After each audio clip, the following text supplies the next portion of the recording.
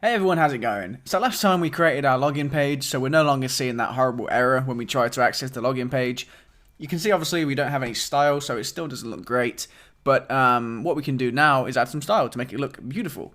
Now, if you aren't interested in styling this, so if you aren't interested in learning about CSS, maybe you already know it, and you just want to skip to the functionality, you can just download the CSS file attached to this lecture and copy and paste the code from there into your file. But just before you do that, let's add Bootstrap to our site first. Now we're going to add Bootstrap because we're going to use it for our layout later on, but it also gives us some nice style to start with. So before you skip to the end of the video and copy and paste from the zip file, let's just add Bootstrap, and then once we start on the CSS file itself, you can skip that part if you really want to.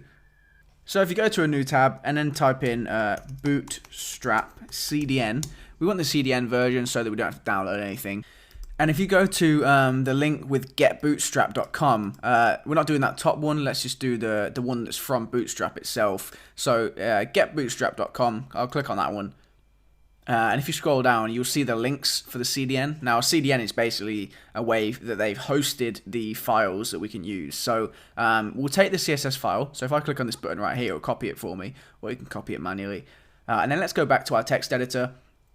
And in the login layout one, we're going to add it in the head section. So underneath the title login, we want to add that. But you can see I've copied it as actual HTML. Now, of course, we're not using HTML, we're using Pug, which converts it to HTML for us. So what we're going to do is, if you go to Google, you can actually type in Pug to HTML, and there's something which will convert it for you. All you need to do is add your HTML in there. So I'll paste that Bootstrap link that we just copied, and you can see it's it's converted it to this Pug equivalent for us. So if you click this button right here, it will copy it, and then if I go back, I can just paste it in there.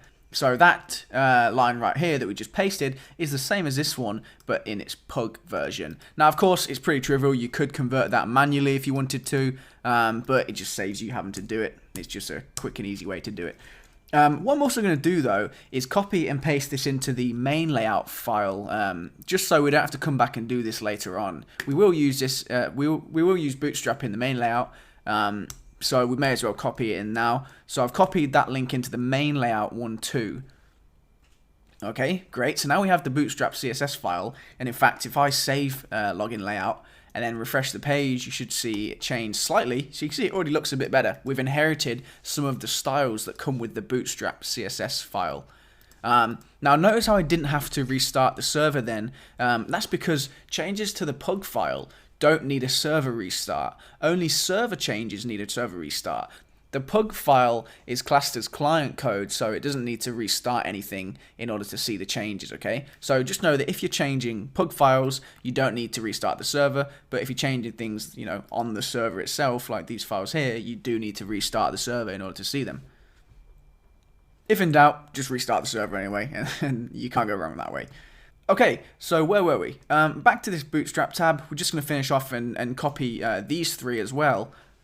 These three right here are the JavaScript files that we need in order to use the Bootstrap JavaScript code. So Bootstrap JavaScript code does things like handles the pop-ups and things like that. We want to take all that, but actually this top one, this jQuery link, is not the one we want to use.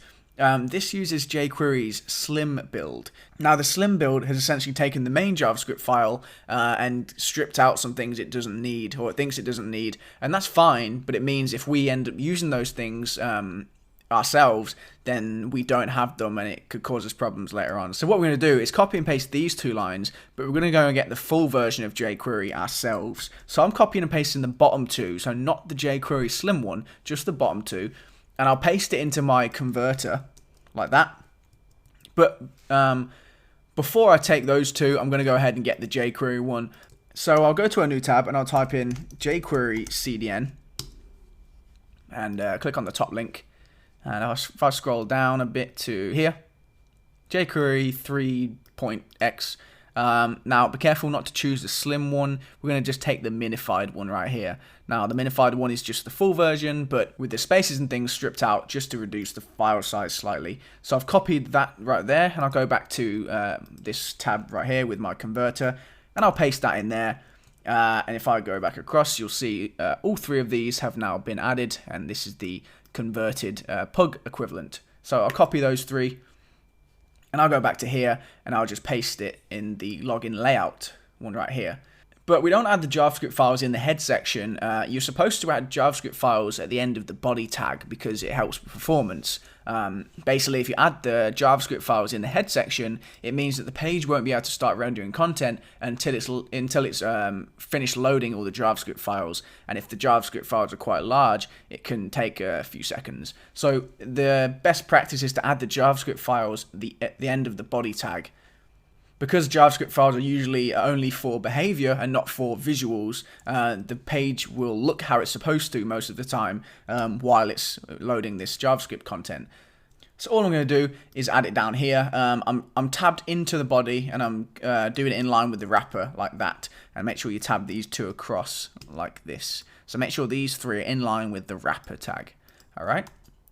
So if I save that and refresh the page, you won't see any difference because we've just added some JavaScript files. But if I inspect and then go to the body tag and scroll right to the bottom, you'll see these three JavaScript files that we just added.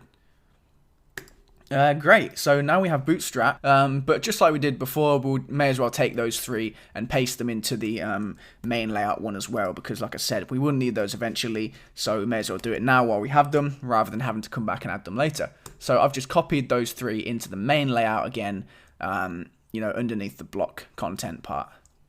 And that's it. We have Bootstrap now. We didn't get around to doing the CSS in this video, so next video we'll start on the CSS.